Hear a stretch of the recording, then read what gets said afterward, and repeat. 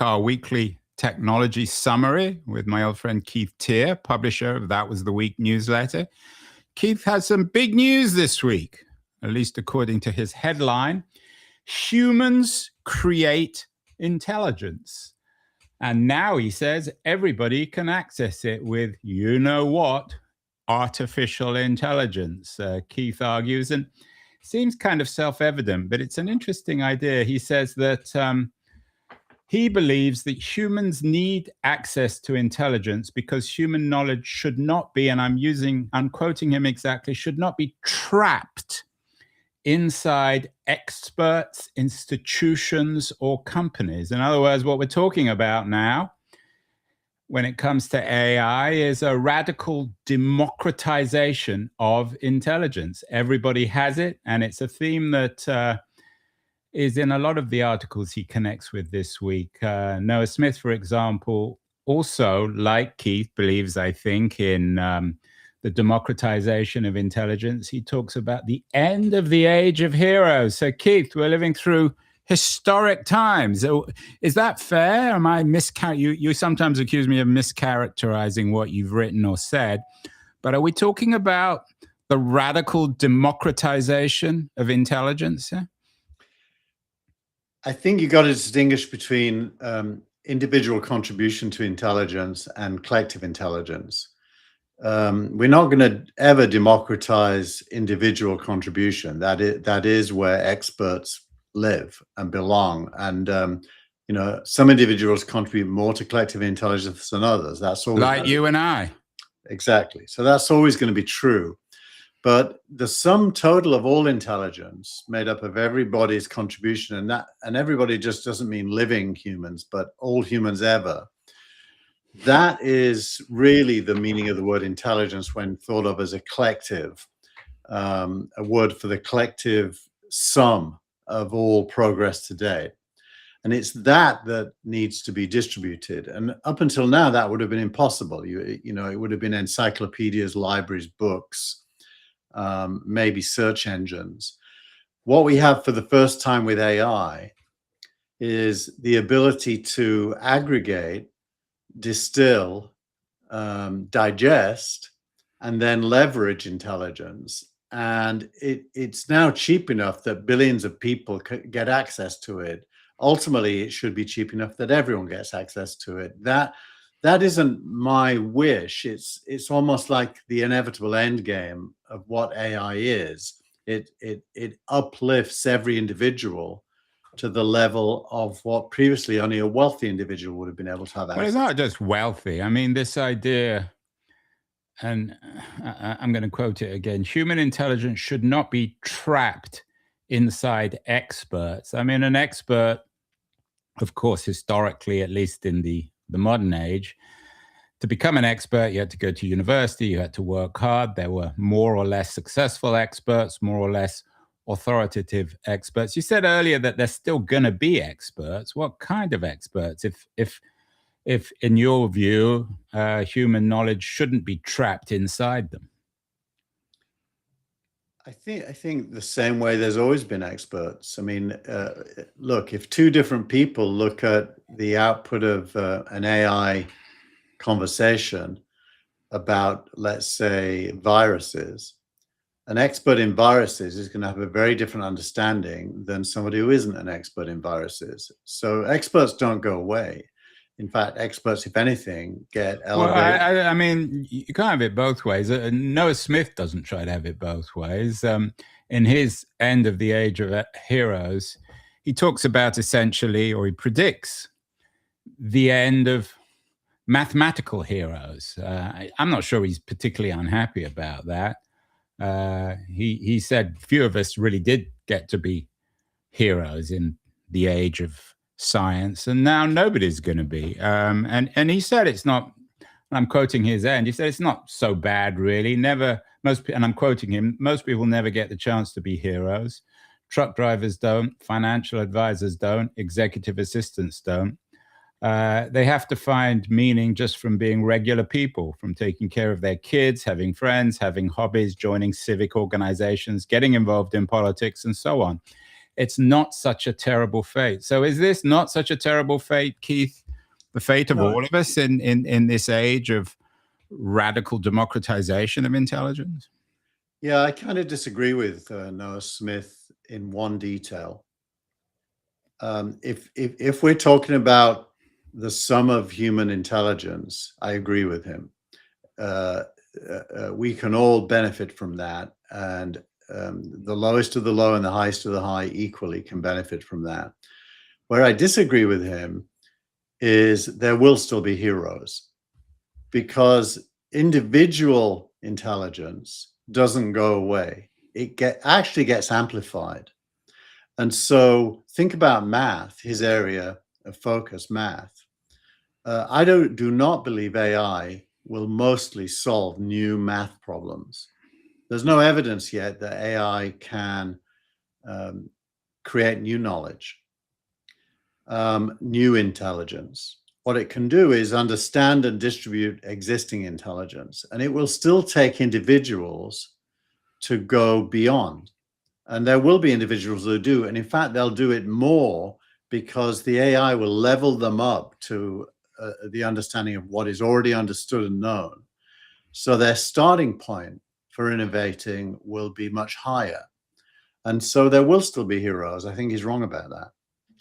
Well, in a sense, then we're starting all over again, a fresh slate. And this was another theme that you pick up on in your newsletter this week. You connect with an interview that Yascha Mounk made of the great MIT economist Daron Acemoglu, who has a new book out. The book is called What Happened to Liberal Democracy? And it's really a book about the opportunity in AI. Acemoglu also had a good article in The Atlantic summarizing his book. Like you, he recognizes this radical democratization of intelligence with AI, and he talks about. I'm not sure if you read the Atlantic piece, but he talks about what he wants to see as a radical pro-worker AI. Do you share what Acemoglu is arguing? If you believe that we still live in an age of experts. No, I completely disagree with it. I put it in because I disagree with it. I think the let's call it fetishization of workers. It's almost like the middle class worship of the working class as some kind of romantic, iconic group of people that should be preserved is both paternalistic, but also just historically inaccurate.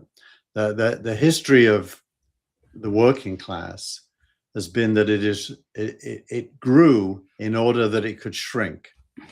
It grew through the Industrial Revolution, and he's quite right about that. And wages became stabilized and standardized to some extent through things like minimum wage. But the idea that the wage represents some kind of progress is only true if you look backwards at feudalism or early capitalism. The wage is symptomatic of a power relationship between the employers and the employees. And what technology is doing, he calls it severing that relationship. It's completely removing that relationship. The whole idea of labor and capital is now open to question as whether that's the future organization of society. And that's a good thing. And unfortunately, a lot of the left, you know, they make permanent what is temporary. And the wage capital relationship is temporary. So what Acemoglu, let's be concrete here. He says Silicon Valley's attention needs to be shifted towards pro-worker AI. And I'm quoting him here from his Atlantic piece. He said, starting at the international level, the US and Europe should create AI agencies that can generate incentives such as grant programs or public competitions for technologists to develop models that are designed to expand workers' capabilities. You would disagree with that? Completely disagree with it.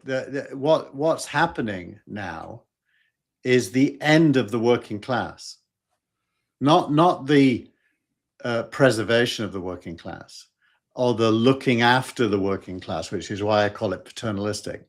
The working class is going to be replaced because there won't be one. There will be robotics, there will be AI, there will not be traditional wage labor jobs. And that's a good thing. Looked at from a progressive point of view, when you want to take, my aspiration as a working class kid growing up in a council estate in England was to not be working class. I didn't want people seeking to make me permanently working class. I didn't want to be working class. And now, for the first time in history, it's actually but how many of the kids you grew up with in Yorkshire ended up in Palo Alto? Why is that relevant? Well, because it's a bit of a lottery. I mean, if many of them did well, I mean, you've always said to me that most of the people you grew up with, what are they all doing now? Well, they're doing better than they were doing when I was a kid. I can tell you that, because life in general is better than it used to be. But that's kind of a micro point. The macro point, which is, I think, more fundamental to his argument, is that as automation kicks in, human labor diminishes. That's inevitable. So what happens? Okay, so you don't agree with Acemoglu. So what about Smith's point about heroism has to change? Do you agree? I mean, how are we supposed to value people in this new age where intelligence is, at least according to guys, optimists like you, is abundant? Well, there's no scarcity of intelligence. Actually, you're now reinforcing why I chose the title this week, Humans Create Intelligence. There is no such thing as intelligence separate from humans. And heroes, defined by Noah, are those humans who contribute more to the collective intelligence than others. They don't go away. They absolutely don't go away. AI doesn't replace innovation. It's just a tool for innovation. And so this whole idea of a counterposition between, and the word AI and the word intelligence are not the same word. Intelligence is 100% human, and AI is a tool created by humans to distill, digest, and distribute intelligence. That's a very, very important distinction. And what both Noah and I can't pronounce his name, Acemoglu are doing is they're papering over that distinction between AI and intelligence. Intelligence is only human, and therefore the idea that humans will cease to contribute to it is just not true. Yeah, and the title of the interview with Munk on Persuasion is Why Liberalism Has Become a Victim of Its Own Success. And I wonder, I mean, this is a bigger point. I wonder whether liberal ideology, the dominant ideology of the last 200 or 300 years, which is built around the self and the ability of individuals to create and recreate themselves, I wonder how this is going to be impacted by AI, whether we become more collective. It seems to be the central question of the central long-term question of the AI age. I actually think the opposite. I think we become more individual. I mean, I can just tell you my own experience of this. So my hard drive ran out of space a week ago, and it's a Mac, right? So normally you can't upgrade a Mac's hard drive; you have to go and buy a new one, or you clean it out. So what I decided is to take the step of upgrading the hard drive in the Mac, which is doable. It's just difficult, and to do that, to wipe out all of the stuff on the hard drive. And so I said to Claude, please back up the AI part of the hard drive in such a way that we can put it back afterwards, almost like a brain transplant from robot A into robot B.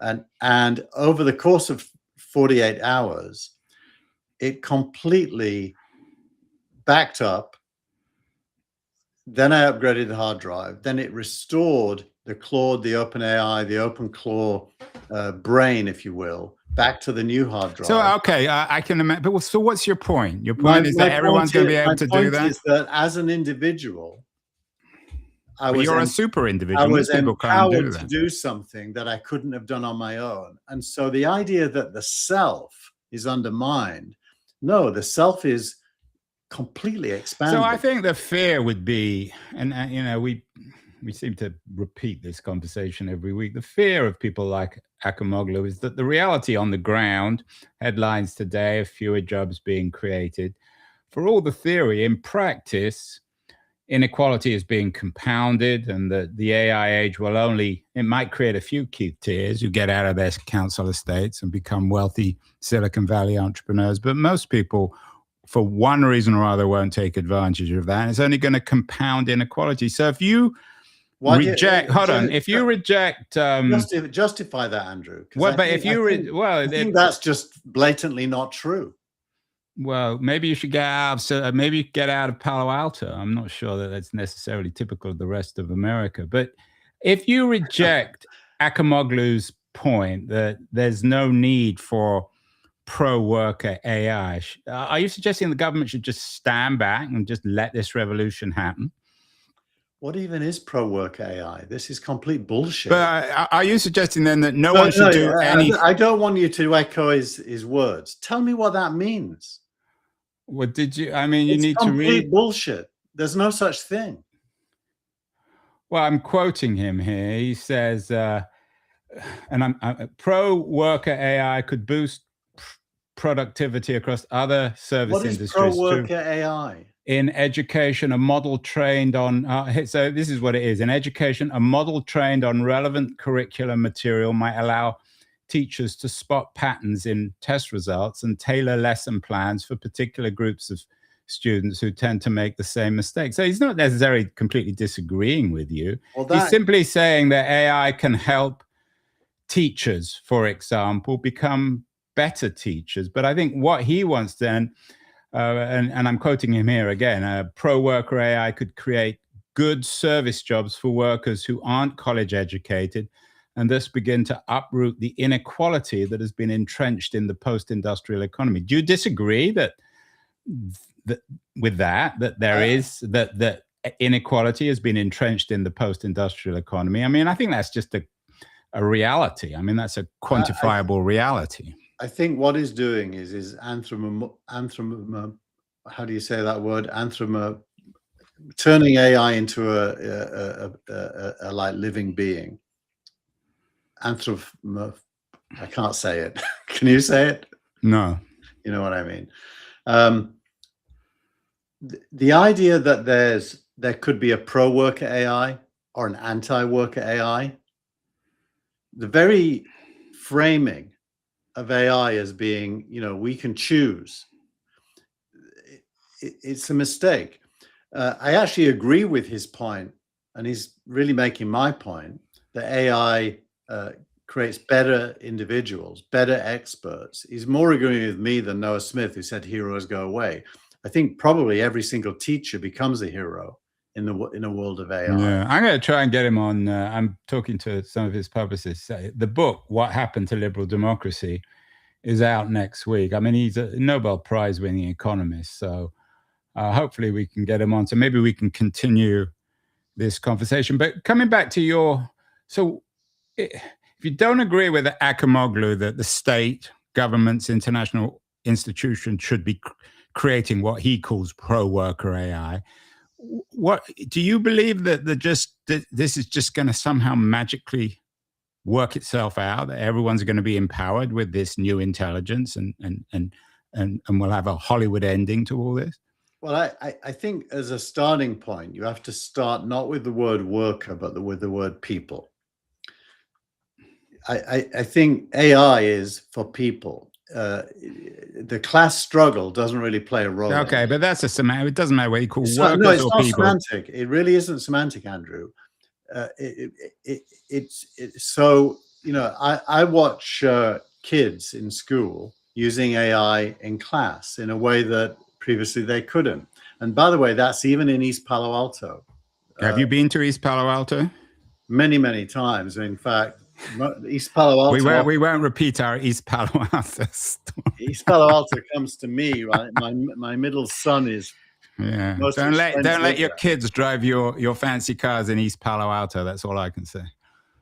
Not such fancy car, but well, fancy in East Palo Alto. Yeah, you're making the mistake of branding an individual that's done well as somehow not capable of understanding poor people. And I don't agree with I that. didn't say that. I think well, you're implying that. But you're still not answering. You're not answering my question. If you reject Acemoglu's argument about creating quote unquote pro worker AI, you don't like his language, fair enough, and you don't like his policies, fair enough. What are you suggesting? What needs to happen? We just stand back and let it all happen. Let this upheaval happen, and it'll work out well. Well, you use the word "it" and upheaval. I don't think AI is an upheaval. I do think it's change, and there is a distinction between upheaval and change, but they can often appear the same. I think what's happening is that the entire human race is going to have a starting point in life. From the first moment you start to ask questions, you're going to be able to get answers that would have been impossible for most people most of the time. And that is true. That's going to be true when I go to South Africa and I see young Africans with Android phones having Claude on their phone. That is a revelation. It's huge and positive. And so it's an upheaval in one way, but it's a very positive. So you're not answering my question. We had the same. We had the same predictions when Google had its search engine. Everyone said, "Well, we have free access to search, and now everyone's going to have access," which they did, and it's still free. But I'm not sure it necessarily compounded opportunity. But sorry, go on. Well, I think I am answering your question. To be honest, it's just you don't like the answer. But what is the answer? The answer is that yes, we should allow it to happen, and insofar as the word upheaval is appropriate, it's a good upheaval. Okay. Well, I know you're not keen on, and I'm in some way sympathetic with you on this about this reaction against data centers. One of the other pieces in this week's newsletter is a piece about the number of quote unquote regular, I don't know what a regular person is as opposed maybe to an irregular person or a hero, but the number of regular people being arrested for protesting data centers is astounding. I don't know what exactly those numbers are, but I know you feel that people are probably not wise to protest data centers. What's your take on this and this growing movement, for better or worse, against data centers? Look, I think it's a bit of a bandwagon. Erin Brockovich was on Bill Maher's Real Time last week talking about data centers, and she is trying to bring class action lawsuits and is kind of portraying data centers as being morally worthy of being a target in the same way that drug companies were in her previous yeah, she was on my show. She's a few years ago. She's actually very good. I mean, very entertaining. I'm not sure if she's right on this particular. Yeah. So there is a bandwagon. I think it's largely a politicians led and stirred up by politicians in local areas. And I noticed that Ezra Klein this week has started to include anti-big tech language into his narrative around abundance. And is also jumping on that bandwagon about data centers. So unfortunately, this is the left thinking they have a cause célèbre against the Republicans. And I think it's incredibly regressive, but it's quite real. And it, of course, keys into some genuine concerns in local areas about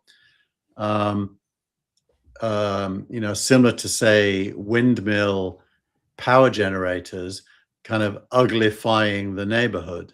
So, I take your point. I think demonstrate you may be right in some ways, but doesn't if we collectively are able to reshape the conversation, say on data centers, don't we need something like Acemoglu's arguments about I know you don't like the term, but pro-worker AI or pro-people AI? Yeah. Don't we need that more visible so that people can understand why data centers aren't actually against their interests? Because at the moment, most people are just mystified. It's these huge amounts of money, billions of dollars being poured into these data centers. Some of them are benefiting, but most of them don't really see the long-term upside from their point of view. I think that's where Acemoglu and I would agree that the case for AI as something that everybody will benefit from is not being well made, and it's astonishing, actually. When you consider that Sam Altman and Dario Amodei and Demis Hassabis, who's now kind of exited the operational role at Google this week, are not the people making that case. That's kind of astonishing to me. The case is quite simple, and if you could substitute the word workers for the word people, I'd almost entirely agree with Acemoglu. And that's what this week's editorial, by the way, is all about. But then it becomes semantic. I mean, worker and people. No, I mean, it's the same thing. Not really, because he focuses in detail on the wage-labor capital relationship and wants to preserve it. He really does do that, and that's a mistake. Well, I tell people who rely on their income to pay their rent or feed their kids or clothe themselves. I mean, it's a real issue for people, isn't it? Well, I mean, now you're conflating a short-term need with long-term trends, and he's an intellectual. He's not really talking about short-term. He's wanting to make permanent the current social contract. So you're saying you mentioned Demis Hassabis, who did run DeepMinds up until earlier this week. There's been a shift away from big shift within Google. Hassabis has been replaced, and the Financial Times actually ran an interesting piece yesterday about and I'm quoting the headline, Google's AI shakeup boosts Brin as DeepMind's Hassabis steps aside. There's a lot of frustration, at least according to the FT, within Google, that Hassabis is not focused enough on sales. And I guess Sergey Brin, one of the co-founders of Google, has replaced him as the AI czar within the company. Is this because are you saying that they're not making the argument? I mean, Hassabis won the Nobel Prize for his work in AI and medicine. At DeepMinds, he's highly respected. Why isn't he making the argument? What's he doing wrong, or what's he not saying? He's not really a villain in this. He's mainly, I think, a good guy from my point of view, but he's very specific. I mean, to give him credit, he is a scientist who gets energy from being a scientist, and that is quite different from being, the boss of a large organization with people reporting to you, where operational outcomes are your focus. And he's decided to step back into science, and that's not a terrible thing. And his main narrative is the power that AI can bring to scientific development, like AlphaFold. Although it is, concerning that the entire AlphaFold team at Google has been broken up and no longer exists as a team. So something strange is going on there. But I think they're too busy in their businesses to articulate a vision, and that they're too tactical. Week by week, they have to make statements that are highly tactical. So if you're listening, where do you hear the pro AI sentiment? I don't think you do, and I think Acemoglu is trying to create that by making the case that it should be pro-worker. And I don't disagree that it should be pro-worker, but it should be pro-everybody. Yeah, it's still not convincing me about the semantic. I mean, whether you use pro everybody or pro worker, it's to me that's a semantic issue. But there's still the reality that a lot of this AI boom isn't for real. You link with an interesting piece by Ed Zitron, another of your favorite authors, who suggests that, according to analysts, at least 70% of Amazon, Microsoft, and Google's AI revenues come from OpenAI and Anthropic. And he goes on to say there really isn't an AI industry without OpenAI and Anthropic. And he argues that this is a huge problem, even if you don't want to think about it. Is Zitron right, Keith? Is this still in some ways an artificial boom where cloud sales of Microsoft, Google, and Amazon are being built on Anthropic and OpenAI, who are raising more and more money, and they're still private companies? I actually did an interview this week with someone who argues that one of the problems with Wall Street is that you shouldn't be able to have so many unicorns. A law professor at BC has written a book about taming the unicorns. Maybe we'll talk about that next week. Do you disagree with Zitron? Is this still a real economy? I actually agree with about 2/3 of what he said. If you take word length as the measure, it is definitely true that a lot of the revenue from what they're called the hyperscalers is coming from Anthropic and OpenAI. It's definitely true that there wouldn't be an AI industry without Anthropic and OpenAI. It isn't a problem. That's the bit I disagree with him. If you ask the question, which he doesn't, where is the money coming from for OpenAI and Anthropic to pay Microsoft and Amazon and Google? The answer is from about 2 billion people in the world, some subset of which pay subscription fees to those two companies and are seeing dramatic growths in revenue. And so, yes, it is certainly highly concentrated, but from the point of view of usage, it's highly distributed. And the money is coming from a highly distributed number of people. The venture capital money and the debt certainly exists as well. But that would be unsustainable were it not for the revenue. And the revenues are entirely sustainable. Your post of the week is by Porter Stansbury about Leopold Aschenbrenner's huge losses. We mentioned this last week, and I think the news broke of this whiz kid who graduated, I think, from Columbia at 19, had a huge AI fund and lost a lot of money, sold it to a Wall Street shark. What is the reality of this market? Are you not concerned about these kind of losses? To some people, Keith, you know this better than I do, it suggests a very, very fragile economy. Well, Aschenberger is very specific, so you really do have to not generalize. He lost money on publicly listed stocks, specifically two Korean stocks, Samsung and is it SK Hynix? I think it's called. Yeah. I mean, the point of and it's a good post, or it's more like an essay that suggests that he just got it wrong. Aschenbrenner bet on chip companies rather than the next layer up, and he actually got it the wrong way around. That he bet against Adobe and those types of companies and bet on the chip companies, and the reality of the market is the reverse. Well, yeah, he got it wrong, but getting it wrong in public markets is mostly about timing, and he got the timing wrong. He probably didn't get the thesis that wrong, to be honest. Now, if you then drill down to what happened, Citadel bought his public positions, probably at a discount. Ken Griffin, I mean, not probably, for sure. I mean, he wouldn't have done it otherwise. He wouldn't have done it. However, Aschenberger kept his Anthropic shares, which are his most valuable asset. And so the guy is still a multi-billionaire.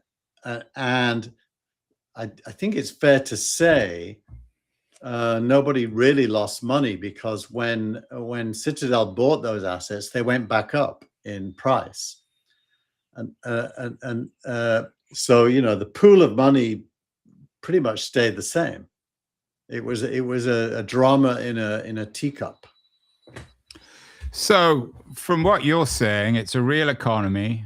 People want AI. So, even though Google and Amazon and Microsoft AI revenue is being built on having Anthropic and OpenAI as clients, it's not that important. So, the real test, the next big test, Keith, of this economy are the IPOs of Anthropic and OpenAI. SpaceX's stock fell this week. I think there's some questions about that. Is that fair, do you think? I mean, to get a real, everyone has different positions on this, and it's always easy to have a position before it happens.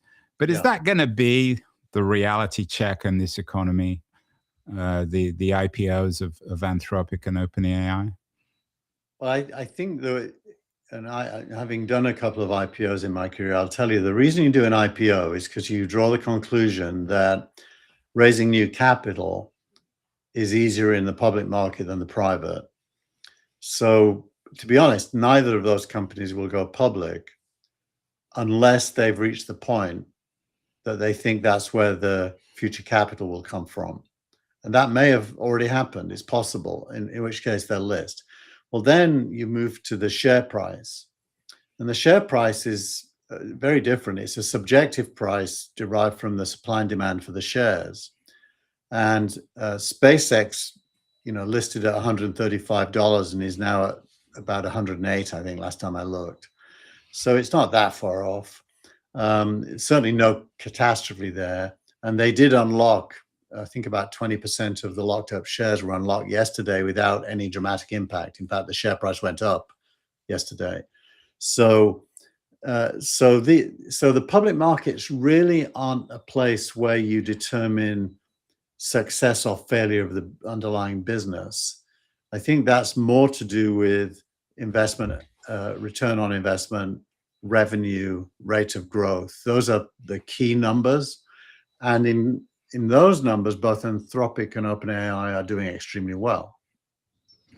Well, we shall see. Maybe next week we can do the Taming the Unicorns conversation. This week, my interview of the week is with Claire Stapleton, former Google person who's written a book called Don't Be Evil, Bad Bosses, Fake Promises, and My Escape from Big Tech. We never escape from big tech, do we, Keith? We're on it. We're in the big tech prison every week. We will be back next week. This week, humans create intelligence. Next week, they'll be creating more intelligence. Have a good week, Keith. And I will see you next week. Bye, everyone.